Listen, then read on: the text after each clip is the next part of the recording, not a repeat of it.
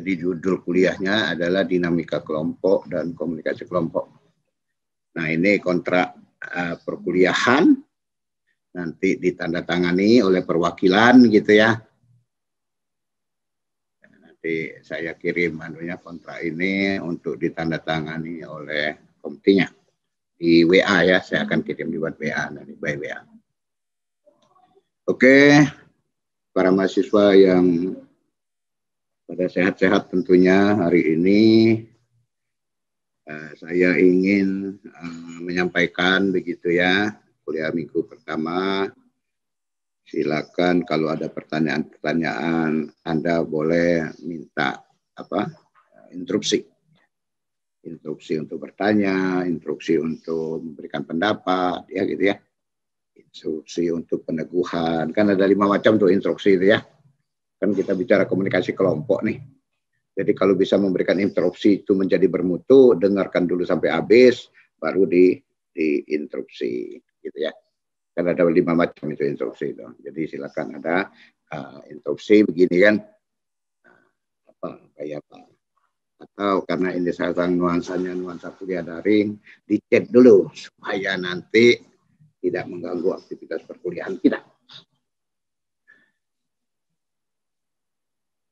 Saya bergeser kepada mana nih gesernya nih? Saya bergeser kepada slide ya. Jadi inilah kontrak kuliahnya, dikoordinasikan oleh staf-staf muda kita. Ini yang menjadi koordinator adalah Bu Asri. Jadi kalau Anda ingin banyak berkomunikasi, ada problem-problem dalam administrasi perkuliahan mata kuliah ini, silakan kontak Asri Sulistiawati, anggota tim termasuk saya gitu ya. Nah, hari ini saya Amiruddin Saleh akan bersama-sama Anda membicarakan tentang topik minggu pertama dan kontrak perkuliahan, dinamika kelompok dan komunikasi kelompok. Nah, inilah deskripsi dari mata kuliah ini. Nanti kita minta kawan-kawan bisa membahas, ya, bisa memahami tentang dinamika kelompok, tentang komunikasi kelompok untuk membangun tadi ya interaksi sosial. Pasti kalau interaksi sosial itu kan sosial itu pasti ada nuansa manusia. Jadi bagaimana kalau sudah ingin membangun interaksi, maka kegiatan-kegiatan membangun interaksi sosial secara efektif menjadi penting. Nah, ini kita batasi nih di level atau di tingkat atau di wadah grup. Bisa small group, bisa last group. Saya tidak pakai inilah ya. Halo, kedengaran suara saya? Halo, masih kedengaran ya? Dengar, saya Pak. nggak pakai yang karena bergaung ini. Saya buka saja.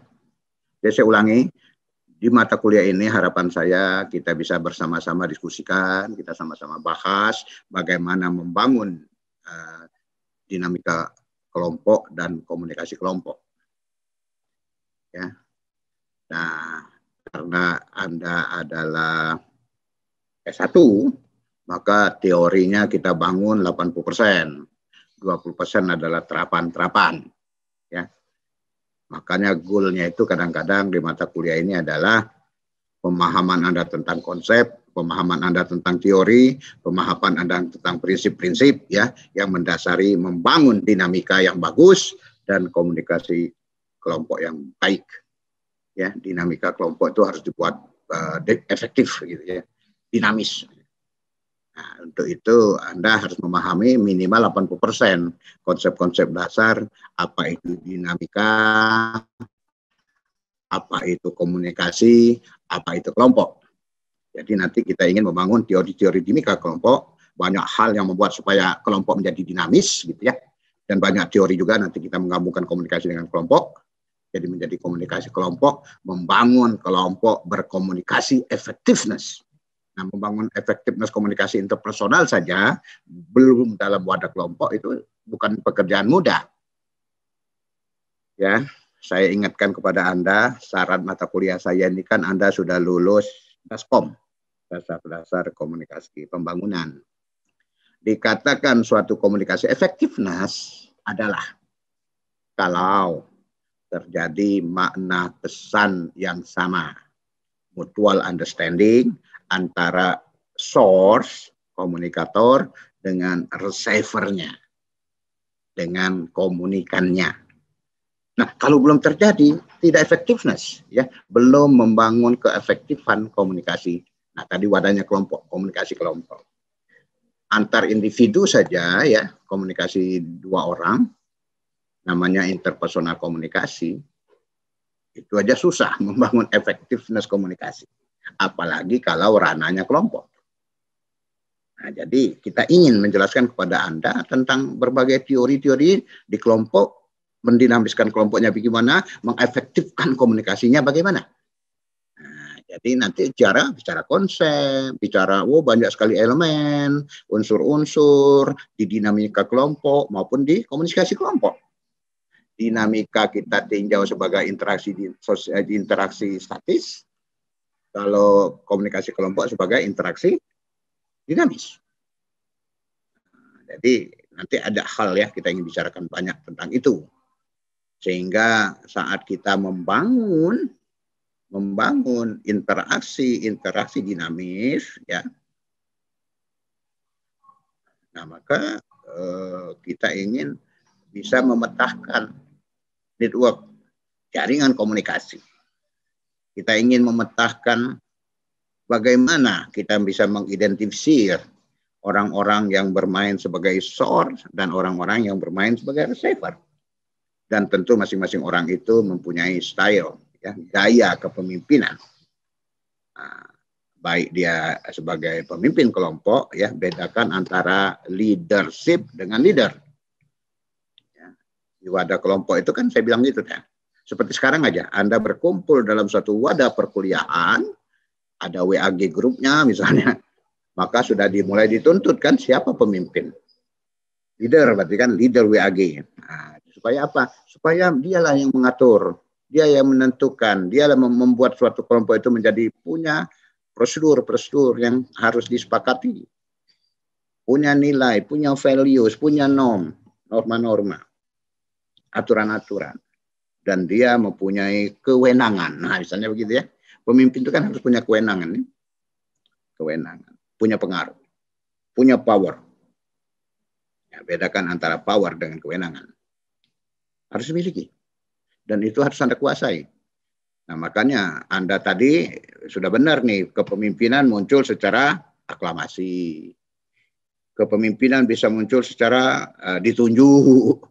Kepemimpinan bisa ditunjuk sebagai residual leadership theory atas dasar kerelaan orang-orang mau membangun kepemimpinan di satu wadah, di kelompok, lantas kurang bagus, diganti yang baru, kurang bagus, ganti baru, kurang bagus, diganti baru. Sehingga nanti dapatlah pemimpin yang betul-betul ideal. Nah, jadi banyak cara itu nanti ya, banyak kita akan diskusikan mengenai kepemimpinan ini. Bedakan antara gaya, style of leadership dengan tipe kepemimpinan. Kalau tipe itu artinya sulit dirubah, sudah jadi merek orang itu, oh dia kepemimpinnya begitu. Tapi kalau style itu gaya bisa diatur. Kondisi ini, situasi ini, saya bergaya ini. Besok bergaya ini. Nah, situasi lain bergaya ini. Jadi style bisa lebih fleksibel. Kalau dia tipe, itu sudah karatan dalam diri orang dan dia tidak bisa dibangun dengan baik. Nah, tentu saya bilang tadi baik dinamika kelompok maupun komunikasi kelompok itu menuntut tadi memperkuat interaksi sosial. Jadi interaksi itu saling berhubungan ya antara orang-orang sebagai suatu sosial dari orang-orang yang berinteraksi, yang punya kepentingan masuk dalam suatu kelompok yang ingin kita buat kondusif. Nah, tentu harus dibangun climate grupnya, ya, suasana kelompoknya. Membangun, mengembangkan suasana atau iklim-iklim yang positif dalam kelompok. Gimana caranya? Nanti kita dalami sebagai suatu topik, ya. Di dalamnya bagus, ada unsur-unsur decision making, unsur-unsur pengambilan keputusan dan problem solving, pemecahan permasalahan suatu permasalahan, dan di dalamnya tentu nanti akan muncul riak-riak konflik, beda-beda. Allah aja bentuk kita manusia ini berbeda kok. Dalam satu keluarga punya anak 2 aja, 1-2 itu pasti beda keunikan. Allah ciptakan memang different. Orang-orang itu adalah different. Nah, mengelola maunya orang, mengelola itu menjadi penting. Jangan sampai muncul konflik. Nah, jadi konflik yang berkelanjutan, repot. Untuk itu perlu diminit. Mengapa maksud diminit, dikelola? Karena kadang-kadang konflik itu kita buat supaya memunculkan harmonisasi, memunculkan kekompakan, memunculkan solidity. Solid itu kental dalam suatu wadah. Gitu. Nah, jadi mengelola konflik itu harus dikelola. Dalam arti kata, jangan sampai jadi besar konflik itu, ya kan gitu ya. Kalau konflik itu jadi besar, itu artinya tak pandai mengelola. Konflik itu kan asalnya kan beda-beda. Beda-beda jadi problem. Sama dengan saat Anda punya bisul di pantat. Kalau tidak pernah diperbaiki, tidak pernah diobati, ya. Nah, bagaimana itu? Lama-lama besar, punya matanya, pecah dia. Kalau udah pecah, bau di mana-mana. Nah, jadi kenapa? Merusak limit, merusak sesuatu yang sudah dibangun dengan baik, ya kan gitu. Untuk itu, mengelola konflik itu menjadi penting. Nah, jadi banyak hal ya, kita ingin membangun, mengajak Anda yang 20% itu bagaimana mengembangkan kelompok yang ada dalam pembangunan di negeri ini untuk menjadi yang dinamis, untuk yang menjadi komunikasinya effectiveness. Tidak mudah. Ya, saya katakan tadi ya, kalau bicara komunikasi kan bicara apa itu? Ada elemen kan? Ada model. Model sederhana itu kayak si Aristoteles, itu filosofi komunikasi yang paling lama, ya. Apa namanya? Retorika. Atau konsepnya itu ada public speaking. Nah, suka dipakai di dalam konsep-konsep public speaking. Pemimpin yang baik dalam satu wadah kelompok harus pandai memainkan public speaking. Nah, teorinya retorika, ada sumber, ada receiver, ada materi yang dibicarakan. Nah, kalau teori yang lebih jauh lagi, misalnya teori Berlo, SMCR, nah, kan ada sumber, ada pesan, ada channel, ada receiver, SMCR. Tapi bagaimana dia bisa dibuat efektif? Dibuatlah SMCRE, kan lihat dong efek komunikasinya, kan gitu. Nah, ini kerja orang-orang yang mengelola kelompok, pengurus kelompok, leader group. Nah, nanti harus dilihat tuh struktur-struktur kelompok ini. Contohnya seperti yang sekarang ini. Kalau Zaid kerja sendiri tanpa mengajak orang lain, saya takutnya bebannya jadi berat. Jadi buatlah siapa struktur kelompok itu. Ada sebagai ketua, ada sekretarisnya, ada bendaharanya, misalnya kan ada 2-3 yang bermain kepada aspek action. Ada sebagai bidang aspek apa, bidang apa, divisi apa. Ya kan, boleh bidang, boleh divisi, boleh macam-macam. Ada apa itu, sehingga Anda bisa buat struktur. Kan kelompok boleh nggak punya struktur, bukan organisasi saja yang punya struktur. Makanya dikatakan struktur organisasi. Kelompok pun harus membangun struktur. Kelompok sederhana saja, misalnya kita atau saya punya keluarga, emang keluarga tuh nggak punya struktur, punya. Ada bapak sebagai pemimpin, ada emaknya sebagai wakil, ada anaknya yang muncul, lahir anak, timbul sosialisasi, anggota baru, kasih nilai-nilai pada anak, lagi tugas. Kan anak enggak dikasih tugas tuh. Kasih tugas supaya kelompok keluarga itu menjadi lebih baik.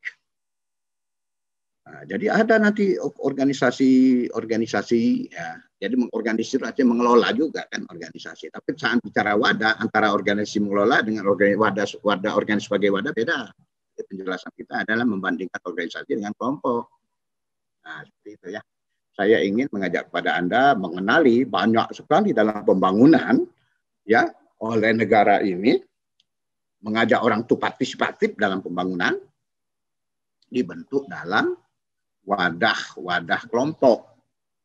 Nah, ini yang suka dilakukan oleh pemerintah, yang condong top down. Top down itu dibentuk dari atas, sehingga kaku. Nah, ini kita nggak mau. Kita ingin sebaiknya kelompok itu dibangun kesadaran, bottom up, mau dibawa kemana, supaya nanti usia kelompok itu menjadi lebih lama. Ya, kalau nggak ada perekat, kelompok kan bubar lagi kan. Keluarga juga boleh bubar nggak? Boleh. Cerai itu diizinkan sama Allah, tapi seharusnya sebaiknya bisa dikelola, dihindari. Nah, kira-kira itulah pengantar saya mengajak Anda berpikir supaya kreatif. Ya, melihat mata kuliah ini bukan sesuatu yang statis. Melihat mata kuliah ini, oh bisa ada aplikasi-aplikasi yang bisa menjadi sesuatu treatment. Termasuk kalau Anda berminat S1 menyelesaikan studi-studi ya, proposal skripsi menganalisis tentang kelompok, menganalisis tentang dinamika kelompok, menganalisis tentang komunikasi kelompok. Nah, kalau misalnya Anda adalah orang-orang di bidang pertanian, Anda adalah mahasiswa AGH, misalnya, kan pasti itu punya juga kelompok ya. Nah, pelajari kelompok-kelompok yang petani misalnya. Petani cabai, petani tomat. Nah, tapi nuansa-nuansa 60% kita harus ada riset-riset di bidang komunikasi. Kan gitu. 40%-nya di bidang teknis, teknologi, agrotekno, di bidang AGH, kan?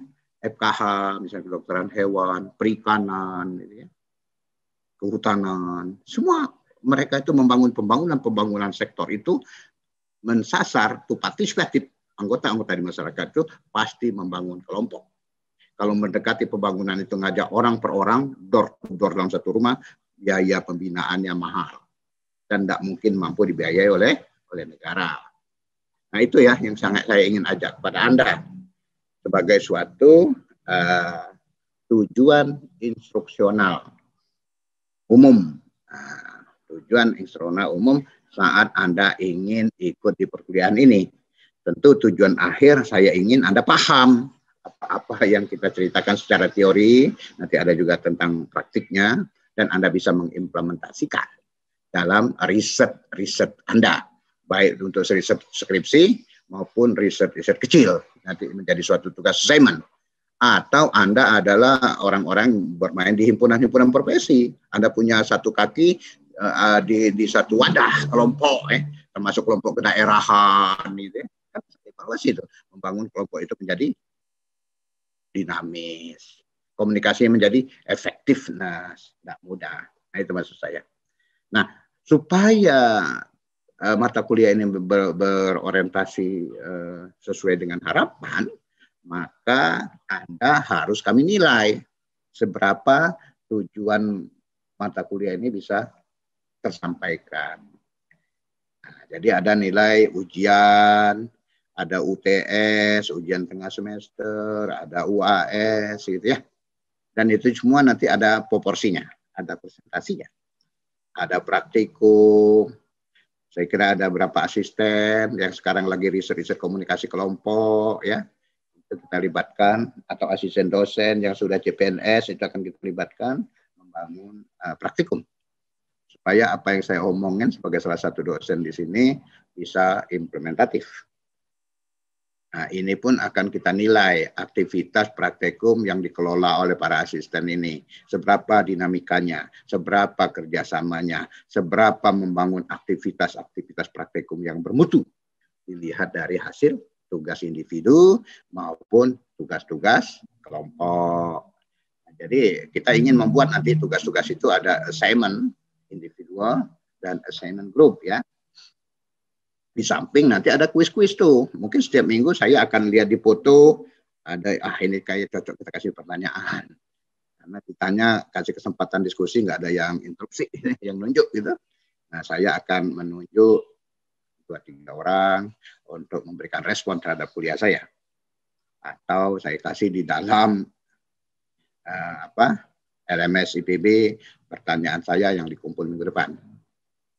Jadi mohonlah kehadiran itu kita tuntut ya, supaya nanti jangan sampai terjebak. Anda nggak datang, saya kasih soal.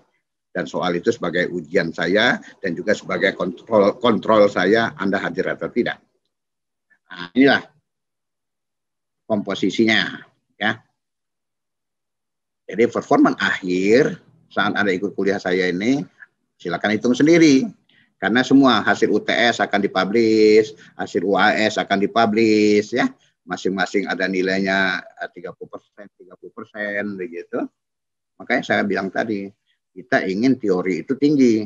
60% itu sudah ditambah dengan nanti saya akan cerita teori-teori yang aplikatif 20%-nya untuk menunjang praktikum. Nah, tapi nilai praktikum itu menjadi 30%. Karena ada aplikasi-aplikasi lapangan. Anda sudah mulai mengenali kelompok, Anda sudah kenal bagaimana mengukur dinamika, Anda sudah kenal bagaimana mengukur effectiveness komunikasi small group ataupun di komunikasi di large group. Nah, jadi kan kelompok itu nanti dibedakan, ada kelompok kecil, ada kelompok yang agak large, tapi masih bisa didefinisikan sebagai kelompok. Karena kalau jumlahnya udah banyak, dia bukan kelompok lagi tuh. Mungkin levelnya sudah level publik, levelnya sudah level organisasi, kan begitu ya nanti kita. Atau levelnya sudah menjadi kayak di Sunda itu ada paguyupan, associate group, kelompok-kelompok asosiasi. Jadi associate itu sebelum organisasi itu ada associate namanya. Nanti kita dalami lah itu contoh-contoh di lapangan. Nah termasuk nanti ada 10% tuh yang berasal dari kuis-kuis mingguan yang harus Anda kerjakan. Jadi UTS, UAS, kuis itu kerja kami itu ya, kerja dosen tuh 70%. 30% nanti kerja sih asisten praktikum. Itulah nilai Anda untuk menilai performan Anda mengikuti mata ajaran ini yang akan kita akumulasikan di nilai final Anda. Saat ada nilai final ya, nanti ada nilai huruf. Angka itu akan kita hitung untuk menetapkan Anda punya nilai alfabetisnya seperti apa. Gitu ya. Dan itu boleh juga dibuka. Semua adalah transparan. Anda bisa tanya AJMP, ya, gugus kendali mutu di Departemen Komunikasi, itu biasanya dipublish. Termasuk tadi, Anda lemahnya di mana, kelihatan di situ.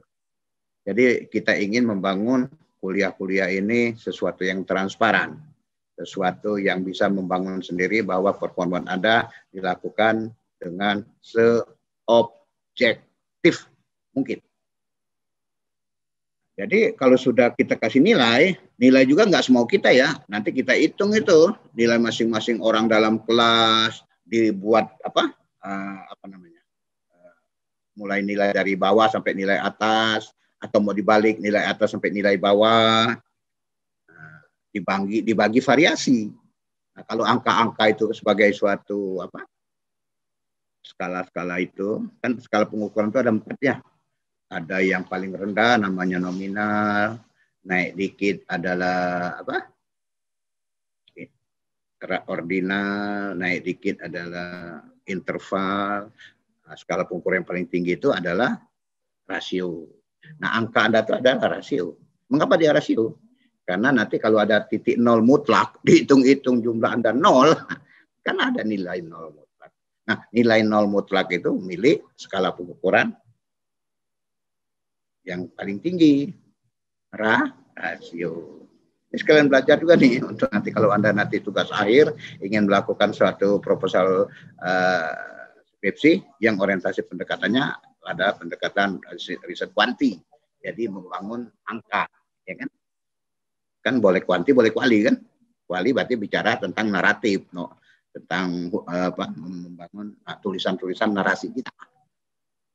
Jadi kalau Anda nanti risetnya kuanti, boleh menghalalkan menggunakan angka. Tapi kalau risetnya kuali, Anda katakan dalam metodologi Anda di desain riset Anda, boleh muncul angka. Namanya Anda banci, gitu ya. Mau kuali tapi pakai angka. Nah, nanti ada standar-standar yang harus Anda pelajari itu dalam membangun suatu penelitian. Nah, ini standar ya, standar hukum mutu nih. Anda yang membangun. Jadi membangun angka itu bukan kami, membangun angka itu adalah Anda saat Anda dikumpulkan dalam satu kelompok. Nah, ini kan nilai kelompok, nanti baru dibuat rate-nya. Oh, ada nilai tertinggi sekian, yang paling rendah sekian. Kita buat selang menjadi 4 misalnya. 4 apa? Bagaimana membangun selang menjadi 4? Nah, itu kan olahan-olahan statistik gitu. Kalau Anda dari program studi statistika, matematika, paham ini. Membangun selang menjadi 4 misalnya dengan membuat variasi kan gitu ya, atau membagi 2.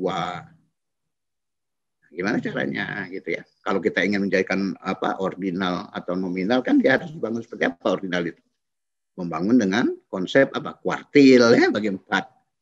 Nah, jadi silakan aja. Nah, sampai belajar lah itu. Jadi belajar ilmu-ilmu di kita secara ilmu-ilmu Departemen Komunikasi dan Pengembangan Masyarakat. Nanti instrumen alat ukur ada belajar jajan di program-program studi di matematika, di ilkom, di statistik ya yang dikelola oleh kawan-kawan di Fakultas Matematika dan IPA. Jadi IPB itu boleh kok Anda departemen mana Anda ingin jajan perkuliahan yang dibutuhkan oleh tugas akhir Anda, boleh. Oh, saya nggak mau nilai Pak, takut nilai jelek, boleh. Namanya sit-in. Tapi tetap bayar SPP untuk mata pelajaran tersebut, kan gitu. Dan diizinkan oleh koordinator di departemen tersebut. Jadi ada mekanisme ya, aturan-aturan yang bisa dimainkan di situ. Nah, kalau Anda nanti berorientasi dalam belajar di 14 minggu ini ada pelanggaran, itu ada nilainya, pasti nilainya E. Jadi hindari dapat nilai E. Ya, gitu ya. Saya kira itu yang mau saya sampaikan sebagai suatu aturan dari aspek performance, gitu ya. Nah, ini jadwalnya Anda ketemu saya kebagiannya jam 8 sampai 9.40 karena ini adalah era pandemi COVID, kita selalu bermain dengan daring ya. Mungkin metodenya bisa sinkronus, bisa asinkronus, bisa cukup dengan WAG saja, tidak perlu ada tatap muka. Saat butuh tatap muka berdaring kita pakai Zoom Meet ya, seperti sekarang ini, atau kita pakai Google Meet. Ya, atau kita pakai tadi WAG dan KOS yang ada di IPB. Ya. Karena materi-materi tugas-tugas yang kami berikan kepada Anda tidak diberikan kepada dosen-dosen di kelas atau pasien di kelas, tapi masuklah di tempat yang sudah kita siapkan ya, di course IPB itu, di LMS. Nah, jadi itu aturan main kita. Makanya jadwal dan metode perkuliahan untuk durasi sekarang adalah daring. Ya, kita udah sepakat ini. Nah, inilah topik-topik kita. Ya. Nanti kita sekarang cerita, saya mulai dengan kontrak kuliah dan berikan banyak ilustrasi sedikit gitu ya. Besok ketemu saya lagi, kita cerita tentang konsep. Apa itu kelompok, apa itu komunikasi kelompok. Dan kita bicara satu parsial tentang komunikasi kelompok. Banyak teorinya, cerita nanti teori komunikasi kelompok yang mana saja. Kelompok itu harus dikembangkan, ya kan? Bagaimana caranya? Salah satunya komunikasi yang dibaikan, melahirkan effectiveness komunikasi. Effectiveness itu adalah, ujungnya adalah MU ya, MU, mutual understanding. Muncul makna pesan yang sama antar orang-orang yang terdapat di dalam wadah kelompok tadi. Kalau kita buat sebagai suatu kumpulan. Nah, tentu tidak mudah kan membangun makna pesan yang sama di kepala masing-masing orang dalam wadah kelompok. Nah, ini gunanya pemimpin, pengurus kelompok yang memainkan konsep-konsep teori komunikasi kelompok yang ideal, yang bisa membangun efektif. Nah, makna pesan itu bukan apa yang diucapkan. Saya ngomong sekarang nih, ini satu arah. Satu arah nih belum bisa saya ngukur mutual understanding. Ada saya menyampaikan suatu stimulus, Anda memberikan respon, saya evaluasi respon itu, nah, apakah sudah terjadi mutual understanding, kan gitu ya. Jadi teori apa tuh? SMCR. Saya bisa evaluasi nih, balik ke saya sebagai suatu source. Namanya feedback. Feedback. Tapi feedback bukan satu-satunya mengukur mutual understanding. Karena makna pesan itu ada di kepala orang. Makna pesan itu bukan pada pesan, ada kepala masing-masing orang. Jadi kepala kita ini bermutu atau tidak, kortek kita ini, otak kita ini relevansinya bagus nggak menjadi seorang yang komunikasi yang baik. Nah, kalau di kepala nggak pernah diisi tentang hal-hal yang kita kuasai gitu ya, saat ditanya orang kita bisa merespon dengan baik, susah kita. Karena kepala ini kayak komputer. Komputer itu kan punya Intel Pentium. Intel Pentium tak pernah diisi dengan input-input yang untuk banyak simpanan naratif, informasi-informasi, angka-angka yang saat dia mendapat stimulus, dia mampu merespon. Kalau nggak ada, ya kayak orang statistik, masukkan aspek data-data ini, yang keluar ya olahan data-data itulah. Dengan menggunakan alat yang Anda ingin harapkan dikeluarkan oleh komputer. Tapi kalau data yang diberikan salah, responnya jadi salah. Nah, kalau ada kita menyampaikan sesuatu, Anda nggak punya jawabannya, hang dia. Nggak benar juga responnya. Gitu. Nah, itu yang namanya makna pesan tidak disampaikan dengan baik. Makanya nilainya bisa apa tuh? Bisa feedback, bisa efek, kan? Bisa impact. Jadi banyak nih untuk mengukur suatu efektivitas komunikasi itu. Nanti kita pelajari itu semua, ya. Nah, kemudian nanti kita mau cerita tentang tadi. Kalau tadi adalah komunikasi yang dievaluasi lah interaksi yang bersifat dinamis. Nah, interaksi yang bersifat statis, yang kuncinya bukan komunikasi, itu namanya dinamika kelompok. Itu banyak juga tuh elemen-elemen dalam dinamika kelompok itu. Tapi tidak menyinggung sama sekali lontaran interaksi verbal. Kan kita berkelompok kan komunikasinya pasti verb. Verb itu kan kata-kata, oral. Tapi kalau hati-hati, di samping verb, karena kita dituntut tatap muka, seperti Anda lihat saya sekarang dengan media, saya menggunakan gerak tangan, maka saya memainkan non-verb.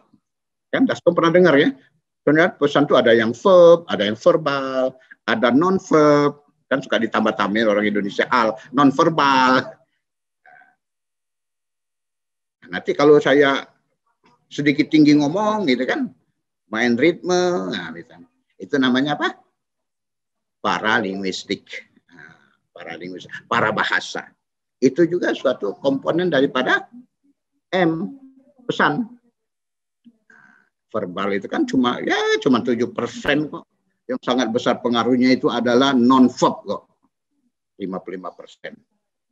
Ya kan? Itu 7% verb itu. Nah, sekitar 33% lagi itu paralinguistik tadi. Para bahasa. Itu ada di Daskom ini untuk membangun sesuatu. Nah, jadi dinamika itu adalah interaksi statis. Nanti akan kita bantu Anda mempelajari itu. Nah, gitu ya. Bagaimana nanti dinamika kelompok ini dibuat dinamis? Bagaimana membangunnya? Nah, nanti kita kenali. Minimal ada 9 elemen yang harus dilihat. Tujuannya, ya kan, nomnya, perannya, cohesiveness-nya. Jangan membangun harus membangun yang sangat terjadi diskusi misalnya. Jangan membangun group thinking maksudnya. Group thinking itu sesuatu yang jelek dalam konsep dinamika kelompok. Kita dalami lah seperti apa. Jadi group thinking memang harus dihindari. Nah, nanti di minggu ke-7 saya baru cerita network, jaringan komunikasi. Nah, saya bertemu dengan Anda sampai minggu ke-7 nih, mengantarkan kepada Anda sampai UTS. Ya, saya kira itu. Nanti saya dibantu Mbak Tita, Master of Science. Mbak kita ini lagi ngambil S3, dia akan membantu Anda. Nah, ini nanti kawan lain lah yang ngasih gitu ya. Karena saya mulai semester setelah UTS itu sibuk di P2SDM. Saya kepala pusat di salah satu di LPPM IPB. Jadi saya mampunya hanya sampai sebelum UTS. Setelah itu saya banyak keluar. Nanti akan diisi lah ya sama yang lain, saya kira. Ada kepemimpinan kelompok, ada keputusan, problem solving, ada climate group, ada manajemen konflik, ya ada bagaimana membangun kelompok dalam membangun suatu kontribusi itu partisipatif dalam pembangunan. Sekarang lagi tren gitu ya, TIK itu kan teknologi informasi komunikasi kan, membangun TIK dalam pengembangan kelompok di era-era media-media hibrid, media-media baru. Gitu ya. Baru nanti terakhir adalah lokakarya. Jadi saya di awal ya, nanti tapi tetap kalau ada ingin banyak bertanya, Anda bisa WA saya, bisa ketemu di P2SDM, Pusat Pengembangan Sumber Daya Manusia di Baranangsia. Silakan kalau ingin berkonsultasi. Atau ingin melakukan tenaga lapang untuk penelitian, silakan aja daftar di situ. Nanti ada staf saya yang bisa bantu. Nah, ada sekalian, itulah kira-kira ya. Kira-kira yang perlu saya sampaikan di kontrak ini. Tapi tadi saya juga di WA sama Mbak Asri, Pak tolong ceritakan juga tatipnya nih, supaya ada etika-etika yang harus dimainkan oleh warga belajar dalam suatu aktivitas pembelajaran daring. Nah, jadi saya minta waktu sedikit lagi untuk menceritakan kepada Anda bahwa ada tata tertib yang harus diikuti. Ada 15, tapi saya ringkas saja jadi 5, nanti saya tambah-tambahin aja. Karena itu ada di program studi yang dibuat oleh Departemen hasil rapat dengan IPB. Jadi sudah dikoordinasikan oleh IPB bahwa tata tertib ini menjadi kewajiban prodi-prodi menyampaikan kepada peserta warga belajarnya. Nah, yang pertama, Anda dianggap sah ya dalam sebagai bagian, sebagai peserta mata kuliah saya ini dianggap sah bila tercantum dalam daftar. Makanya saya selalu ingatkan, tolong isi absen presensi yang ada di mobile ya, IPB student yang ada punya. Saya punya filternya. Ya, nanti saya tetap di akhir kuliah 15 menit setelah kuliah itu saya kontrol tuh siapa saja yang belum mendaftarkan ya dirinya bahwa dia join. Nah, bagi yang belum ada segera saja WA ke saya bahwa saya terlempar, saya perlu alasan gitu ya. Nanti saya conteng jadi hadir. Kalau nggak laporan nggak saya conteng. Begitupun nanti kalau saya tanya di dalam pertemuan tatap muka, saya suka usil nih, saya buka foto-foto, saya sebut nama, Anda nggak ada, saya panggil 3 kali, saya anggap Anda tidak hadir. Saya juga bisa mencoret bahwa tidak hadir. Nah itu. Jadi kami dosen dikasih kesempatan, kewenangan untuk menjustifikasi Anda sah hadir atau tidak sah hadir. Karena daring sekarang, kalau dulu kan tatap muka offline itu kan 80% nih. Tapi karena daring, mahasiswa wajib mengikuti seluruh proses perkuliahan.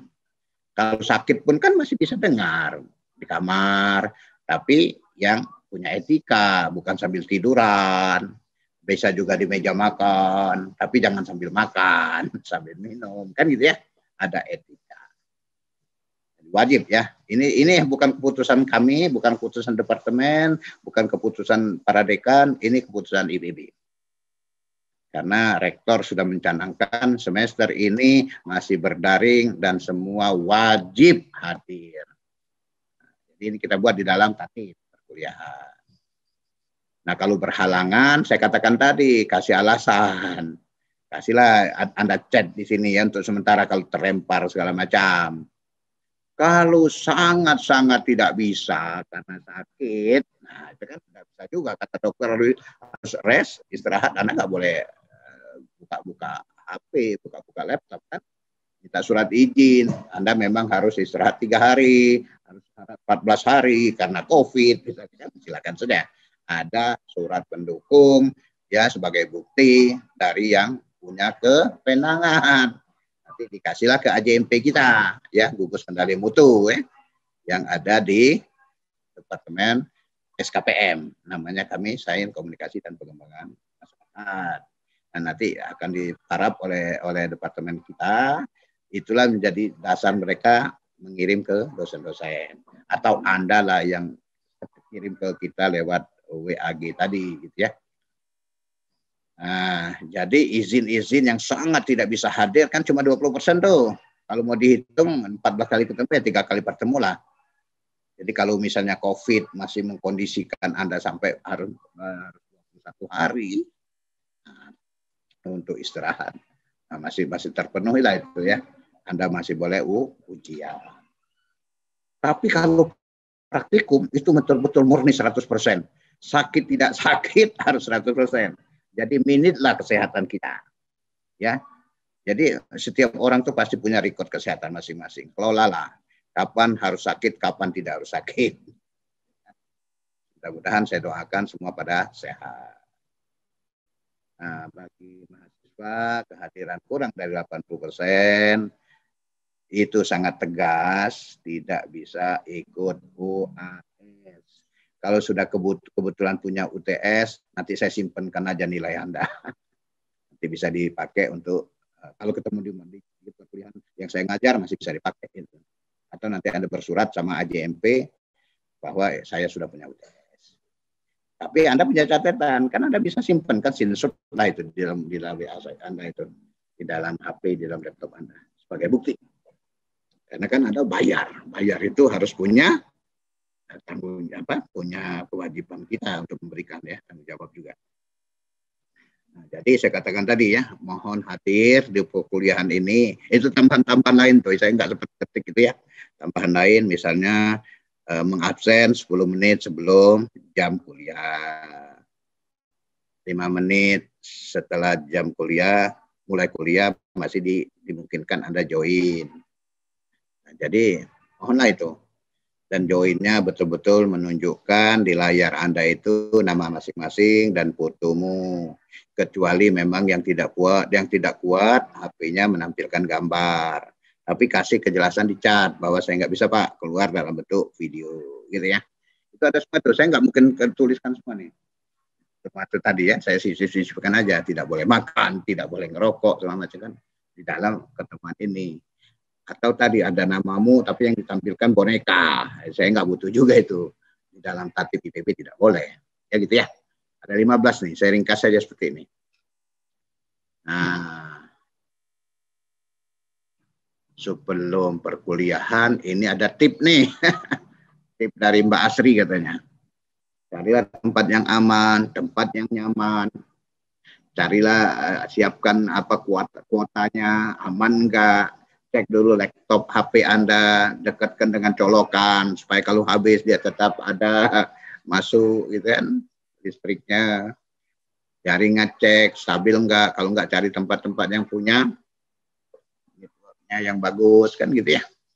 Supaya nanti dapat sesuatu yang kita dengar tidak sayup-sayup gitu kan.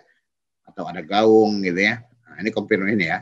Kalau dia hujan, badai, mati lampu, nah, gimana? Konfirmasikan ke kita.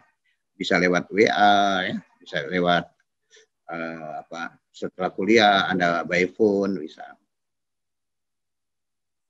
Perhatikan kondisi sekitar. Jangan kita mendengarkan sesuatu di dekat orang tua kita yang masih punya bayi. Anda lupa melakukan unmute, misalnya terdengar teriakan-teriakan atau nangis-nangis bayi. Jadi perhatikan nih kondisi lingkungan yang membuat suatu nuansa pembelajaran menjadi tidak kondusif. Nah tadi ya syarat etika tadi, syarat apa tatib tadi, bahwa tetap walaupun daring menampilkan gambar Anda, menampilkan nama di dekat apa yang unmute-mu itu. Nah, tapi menunjukkan sesuatu yang rapi, yang sopan, jangan pula nggak pakai baju, hanya pakai daster gitu ya. Tapi pakai sesuatu yang rapi dan sopan. Laki-laki jangan pula kayak perempuan, rambutnya panjang, pakai topi aja supaya kelihatan rapi. Karena kemarin pesen apa ketua departemen suruh cukur itu ya, suruh gunting itu. Kalau nggak botakin aja. Ya, nah, jadi rapi. Pastikan kondisi Anda siap lahir batin. Jadi kalau nampil tuh senyum, jangan cemberut, kayak orang bangun tidur gitu lah ya. Hadirlah sebelum jadwal. Makanya toleransinya kan 10-5 menit sebelum kuliah tuh sudah absen, sudah masuk tuh. Nanti saat mulai baru keluarkan siapa adanya. Ada foto gambar langsung ya. Bukan foto yang disimpan itu yang ditampilkan. Apalagi fotonya foto animasi lagi. Ya gitu ya. Toleransinya 5 menit sebelum kuliah masih boleh join. Mau join juga silakan tapi tidak ada absen. Nanti dosen akan melihatnya gitu ya. Nah, ini etika dari koordinator nih kirim ke kita nih. Saya kira bagus nih ya dipelajari. Jadi pada akhirnya kata si Asri ini, kondisi pandemi tidak akan menyudutkan siapapun, Anda ataupun saya sebagai dosen, bahwa kita masih tetap bisa berkomunikasi tatap muka by daring, gitu kan, menggunakan media. Cuman masalahnya kan perlu feedback, perlu umpan balik. Gitu. Tapi nanti ada aturannya bagaimana minta interupsi tadi saya bilang ya. Jadi artinya adalah kita masih bisa sinergi. Nah, IPB sudah membuat aturan, ada aturan yang jelas, sistem mengajar yang tepat, Anda punya semangat. Nah, itu yang penting, punya semangat. Bukan sekadar duduk di depan laptop atau di HP Anda. Ya, semangat. Menjunjung tinggi etika yang 15 macam, yang tadi saya singkat menjadi 5. Oke? Itulah kira-kira pengantar kita pertama. Kita masih punya waktu yang cukup longgar kalau ada diskusi. Ya, masih punya waktu nih 30 menit. Kan 9.40 kita selesai. Kalau ada pertanyaan silakan. Nah, nanti ada rujukan buku nih ya. BBN Matters ini saya kira bagus dibaca. Karena inilah kita ingin membangun konsep komunikasi kelompok. Dan juga banyak hal-hal menjadi pengalaman-pengalaman penulis gitu ya. Karena Matterson ini sekarang udah profesor dia. Baby. Stephen ini staf dia sekarang jadi staf muda. Ya. Doktor di bidang komunikasi kelompok juga. Layak dibaca nih ya. Communicating in Small Group. Prinsip dan praktis. Nah, kalau kita ingin bicara dinamika kelompok, maka bukunya si Fotsi jadi penting. Ya. Nah, ini nggak konsisten nih daftar pustakanya si ditulis di sini. Baby, koma, ini Fotsi nggak ada koma ya. Kan harus second name, koma, baru first name kan gitu. Nah, nanti kalau Anda membangun tulisan-tulisan penyelesaian skripsi sebagai tulisan ilmiah atau laporan-laporan yang menuntut scientific knowledge, Anda harus menggunakan suatu panduan-panduan. Ada template ya yang dimainkan. Nah, gunakan template untuk membangun itu. Nah, jadi kalau bicara dinamika kelompok, ya bukunya si Fotsi ini bagus gitu ya. Yang lain ini tambahan nih. Bicara komunikasi supaya bagus M-nya, kontennya gimana gitu ya. Tapi komunikasi itu bukan konten pesan saja. Isi konten pesan. Dibagus-bagus apapun konten pesan, gitu ya. Kalau source receiver-nya tidak optimal mengkondisikannya untuk siap berkomunikasi, mutual understanding sudah didapat. Nah, jadi aksi komunikasi setiap elemen itu harus dibangun. Apa kalau di Daskom? Dibangun. Pernah dengar bukunya Berlo? Bahwa setiap elemen, mulai dari sumber, pesan, saluran, dan receiver itu harus apa? Fidelity. Baca bab 3 itu. Fidelity. Ketepatan. Sumber dalam membangun aksi komunikasinya. Ketepatan pesan dalam penyiapannya. Tapi di dalam Berlo bukan konten saja. Makanya Frey ini kita kritik ya. Jangan konten saja, tapi juga perlu dilihat kontekstuasi. Konten bagus disampaikan tidak tepat konteks, ya nggak efektif juga. Jadi konten dan kontekstuasi. Jadi itu dibuat fidelity-nya, ketepatan di elemen pesan. Begitupun ketepatan di elemen SMC, C-nya di elemen C, saluran komunikasi. Jadi buat tepat juga. Nah, salah satu isi saluran itu apa? Pilihan media komunikasi. Nah, saya ingatkan aja di kuliah Daskom, channel itu ada 5 komponennya. Ya, sebagai suatu elemen, saluran komunikasi itu ada 5. 1, approach of komunikasi, pendekatan komunikasi yang seperti apa yang harus kita kondisikan. Kedua, method of komunikasi, metode komunikasi yang bagaimana, yang kira-kira clear untuk Anda coba lakukan. Ya, metode. Baca Daskom deh, pasti ada di Daskom. Setelah metode apa? Teknik. Nah, teknik of komunikasi. Teknik-teknik yang bagaimana? Nah, itu penting juga. Nah, baru yang keempat, media of komunikasi, communication media. Media seperti apa? Ya, media itu hampir setiap level komunikasi pasti ada media. Kelompok sama komunikasi kelompok juga ada, pasti ada media kelompok namanya. Apa sih pakai? Mulai menggunakan media interpersonal, boleh apa saja. Media kelompok apa saja. Media massa apa saja. Media hybrid media terbarukan apa saja. Wah, itu dimainkan semua oleh komunikasi kelompok. Nah, yang kelima apa tuh? Isi komponen daripada subkomponen daripada komponen channel. Software and hardware communication. Ada perangkat yang soft, ya kan? Yang hard itu harus dikondisikan dengan baik. Jadi itu harus Anda kuasai dengan baik. Jadi Frey mengajak itu nih, tapi pada nuansa nuansa besar.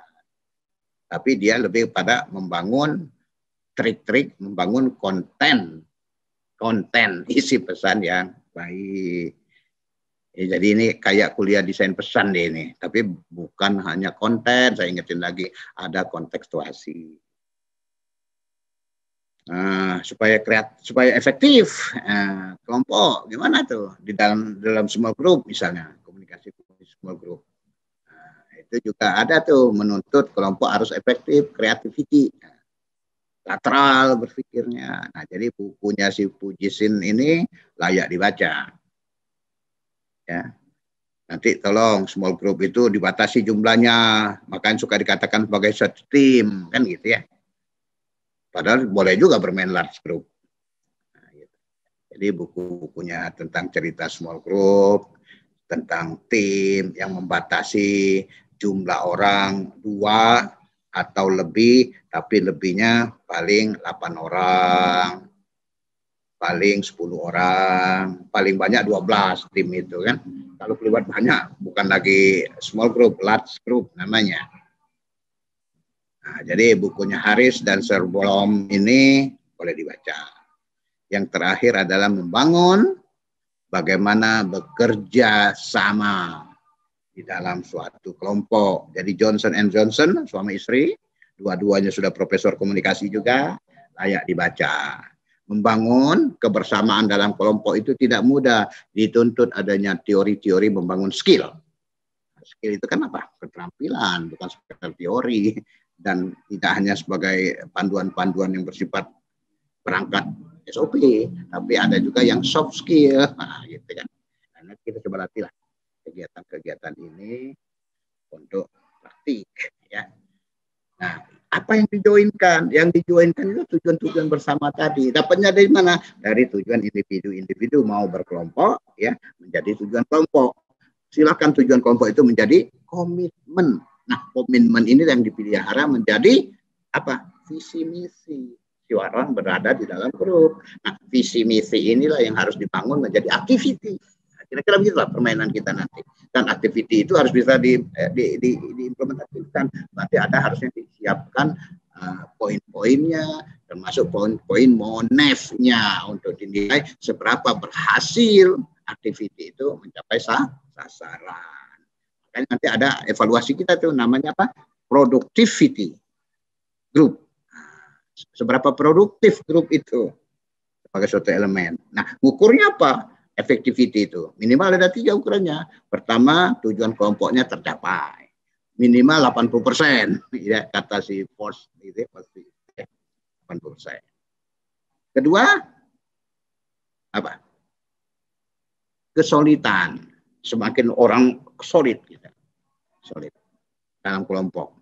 Satu orang merasa terancam oleh orang di luar kelompoknya, kayak apa namanya? Kalau Anda lihat timnya Angkatan Laut, kalau turun dari kapal itu kan selalu bersama tuh 6 orang, 5 orang, cari tempat minum, cari tempat makan gitu kan.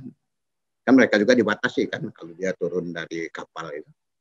Nah, itu kan orang-orang yang berkelompok itu, waduh, satu orang aja dicubit gitu ya. Yang lain pada nonjok gitu. Saking kuatnya persatuan mereka. Tapi bukan kekerasan yang kita ingin tunjukkan, tapi soliditinya itu, kesolidan. Kan enggak itu? Nah, yang paling clear adalah apa ukuran productivity itu? Satisfaction, kepuasan orang di dalam kelompok itu bersama. Kan boleh aja orang keluar masuk kelompok, kalau dia nggak senang keluar aja, karena tidak terdapat sesuatu yang diharapkan. Jadi satisfaction, kepuasan ini juga bisa menjadi ukuran. Saya kira itu pengantar saya. Nanti saya akan kirim ke Mas Said gitu ya, kontrak kuliahnya untuk ditandatangani, nanti kirim lagi ke saya, nanti akan saya kirim ke AJMP bahwa Anda sepakat dengan yang kita sampaikan di dalam kontrak perkuliahan. Inilah tadi ya contoh-contoh buku yang bisa diambil di mana, di internet, gratis kok ya. Nah, jadi di samping yang kita bangun dalam satu perkuliahan, Anda boleh membaca sumber-sumber lain. Ya, Forge yang buku baru edisi revisi ada. Ini juga saya searching gitu ya. Silakan. Baby and Matterson juga ada itu, silakan jadi searching ya. Itu 2 buku lah untuk membedakan mana yang komunikasi kelompok, mana yang dinamika.